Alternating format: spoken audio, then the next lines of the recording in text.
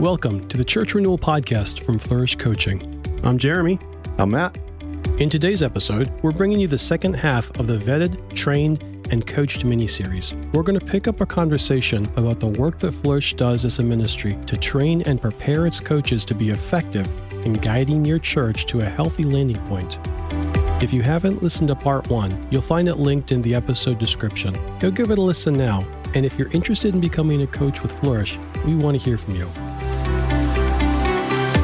Matt, today's episode is entitled Vetted, Trained, Coached, talking again about the TPs, about the transitional pastors. Would you tell us some more about the training that a transitional pastor receives prior to being launched into the world, flown, as it were, to spread goodness and cheer? Yeah, so the initial training is the way that I would put it. We actually Flourish as an official partnership with the Evangelical Presbyterian Church and their transitional pastor training module. And so this is actually, I'm a trainer for them. We discovered maybe a year ago that we met and realized that we were highly compatible, and those brothers have been doing this for a long time. They're well experienced, and so they run training a couple, 3-4 times a year and around the country. And so I invite, even as a part of the vetting process, I invite people to come and attend the training because I want them to know what it is that they're getting into and what it would be like in order to be a transitional pastor with Flourish.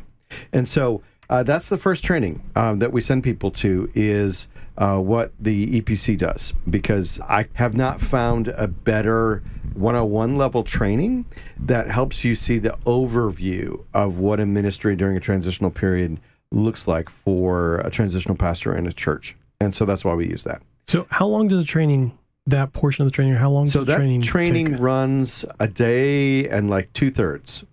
So it runs a full day, and then the second day it runs until like 2 in the afternoon. Okay. And those are all, except for the evening meal the first night. That's all classroom hours. So it's a good number of classroom hours. And its design is to give you the overview. It's not everything that you need, but it's to point you towards the beginning of learning what this looks like.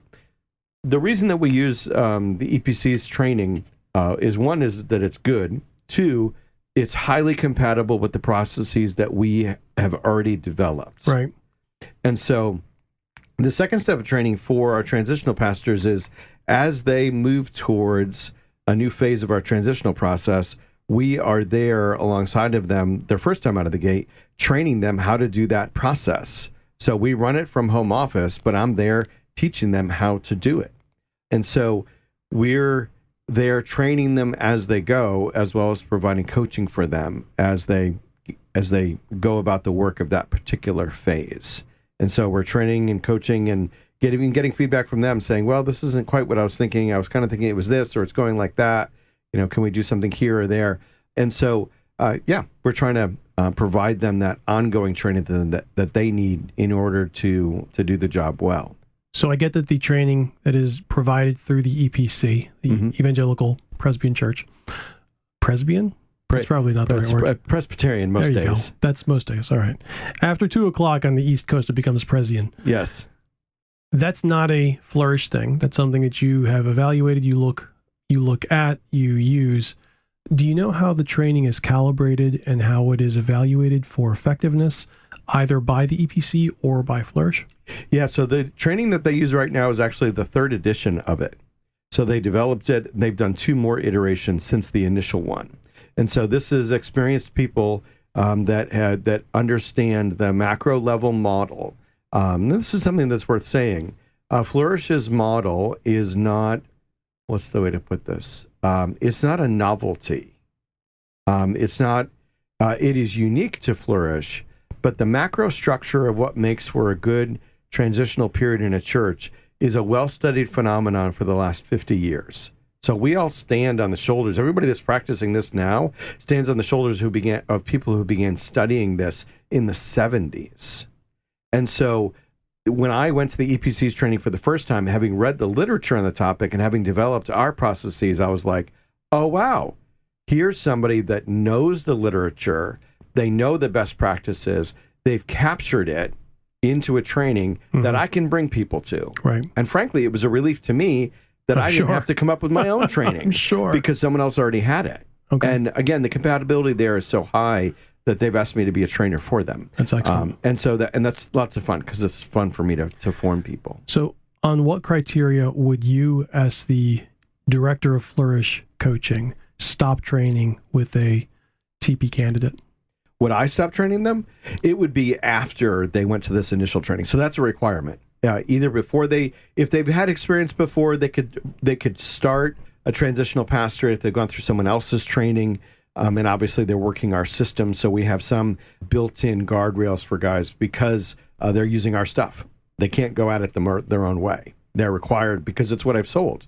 Right. Long before I ever talked to a transitional pastor candidate and placed him in front of a church to say, hey, is this guy a good fit for you? I've had extensive conversation with the church, and I've told them what they'll get from us. Okay. So our transitional pastor candidates, all of them are required to use our processes. They can't pick their own way of going about it. Which means that some people aren't suitable, and that's fine. I'm willing to bear that some people I won't be able to recruit successfully because they don't want to use someone else's process. Aside from buying into the process, are there reasons that you would stop training with a candidate? I think that if somebody doesn't think that they need to be trained and they don't want to go to the EPC's training, I wouldn't take them on. If they go through the EPC's training and they can't grasp or buy into, or they don't believe that macro structure is the one that's appropriate for churches in transition, I'd stop. I would not place them somewhere. So to me, we're always up to the point of when you place somebody, will this person get placed or not? And eventually, if you find out, this person actually doesn't fit us very well, just kindly say, hey, I don't think this is a good match. So it's not just at the point of training that you might sever a relationship? Correct. It's also after the fact, as you've been able to evaluate effectiveness, goodness of fit with the model, with the organization, with the outcomes that you're looking for. When we work with an EPC church, they actually require that there's an evaluation at the end of a transitional pastor's ministry. And I think that's actually really good because I think there's no way to figure out how does this particular transitional pastor need to grow and change to be more effective going forward? How does Flourish need to grow and change in order to be more effective going forward? You just can't do it without evaluation. Yeah, absolutely. So have you had to stop training with a candidate, or have you had to sever? Having the experiences, I don't know if these will drop in the same sequence, but we just recorded an episode where we talked about horror stories, things that didn't go well when Flourish was involved with the church. And I think that I have attempted to lean into growing with not only pre-firing clients, but also pre-firing staff. So I've tried to push pretty hard as people come through to make sure that they fit us and they're qualified. And so I haven't had to fire anybody yet after they worked for us. Right. That's good. But I have certainly stopped pursuing some people. Let's put it that way. High turnover in a market where you're trying to stop high turnover. Correct. Is probably not a great selling point. Right. Yep. That's good. So I want to shift gears here a little bit and talk about the support that you're given to a TP who's actually been on assignment. How much time is there a minimum amount of time that a transitional pastor would have off between assignments? And whether or not the answer to that question is yes, I'm interested to know the answer to that question. Sure. But the secondary question would be, during the off season, if you will, does he go to spring training? Is there retooling, retraining that's going on during that time? The minimum amount that I would recommend to anybody that's doing this, my guess or somebody else, is at least a month off between assignments. Now, the cycle between when you first start talking with a potential client and when you actually place somebody there is actually fairly long. In business speak, it's a long sales cycle. And so you may have already agreed to begin with somebody at a certain point, but that may be even before you finish your previous assignment, but we've built in that at least a month off because I think it's taxing and you kind of have to let all of this that you've had kind of wash out of your brain and your heart so that you have the energy to jump into the next one. So as for the ongoing training afterwards, certainly the evaluation tells you, what sort of weaknesses or shortcomings that this particular pastor have, so that going in the next time, maybe in terms of fit, hey, there was a conflict that needed to happen. This pastor struggled to actually pull it off. It was a little bit messy, and so he could use some remedial help in crucial conversations. Okay, great. Let's read through that together, and let's make sure that your next assignment is not a highly conflicted one, because that's probably not going to be good for you as you're trying to develop in this. And so that's the way, I think some of this is kind of ongoing individual development, which is the way that I tend to think of it, because at this point, I'm the coach of all these transitional pastors. Let's talk about that. What is, in your mind, how do you delineate between training and coaching for Flourish transitional pastors? Yeah, so I think training is trying to give you macro structures. It's trying to give you chunks of new content, like the 201 training that for guys that haven't been through it yet, another organization in the same space is named Vital Church. And they have a training that you can take online, and it's quite good, and it's quite wonderful. It is also a great 201. It's good extra dig into particular topics that the EPC training touches on, but is not necessarily focused in on. And so it's good. Yeah, it's a good 201. And so that's what I anticipate having guys who've not been through that training before. Some of them already have. I have. But I think that for guys that haven't, it's a great 201 to give them more tools, right? So I think that training is trying to give guys structure and tools. Coaching is much more about where are things at right now? Right. What are you facing? What do you want to bounce around? What do you need help in? And where this guy might need to read crucial conversations, this other guy over here in a small church that needs change, but say the older members are having a hard time changing, that guy may need to read so his compassion grows for them. He may need to read Who Stole My Church, which is a frequent recommendation of mine for pastors that are leading in revitalization or transition, because that's what it feels like to members who've been there for a long time.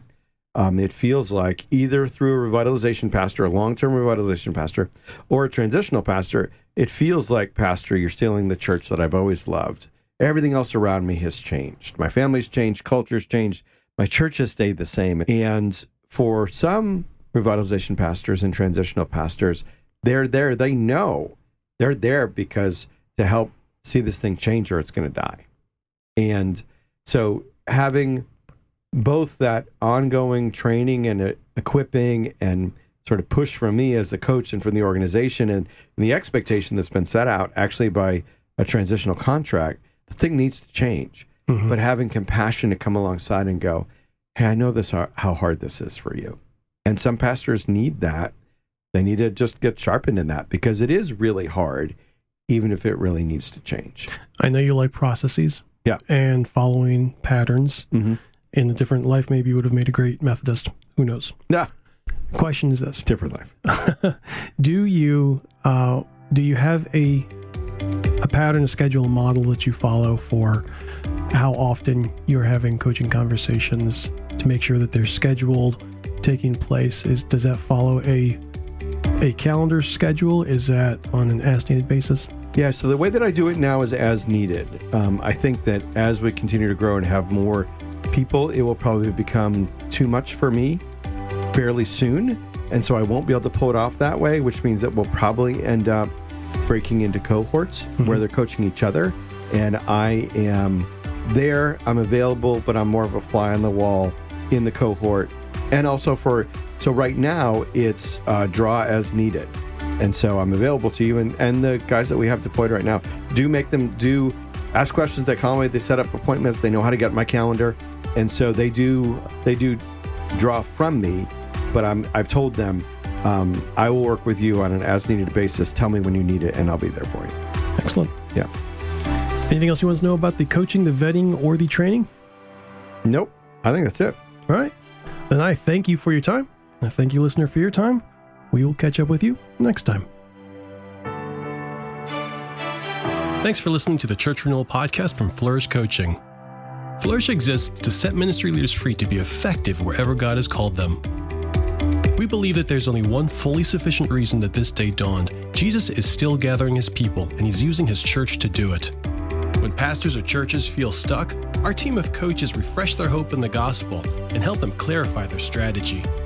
If you have questions or a need, We'd love to hear from you. You can find us at flourishcoaching.org, and you can reach us by email at info@flourishcoaching.org. You can also connect with us on Facebook, Twitter, and YouTube, and we would love it if you would like, subscribe, rate, or review the podcast wherever you're listening.